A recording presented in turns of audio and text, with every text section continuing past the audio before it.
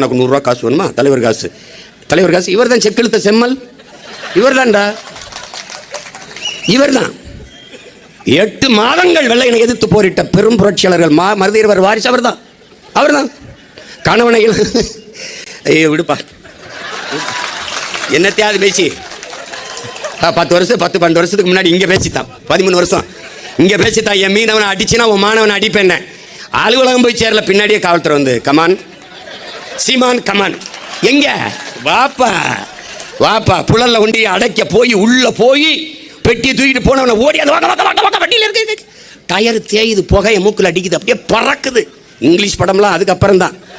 கொண்டு போய் வேலூரில் கொண்டு அடைச்சிட்டாங்க 6 மாதம். இப்போ என்ன தெரியுமில்ல, உறுதியாக வழக்கு இருக்கு.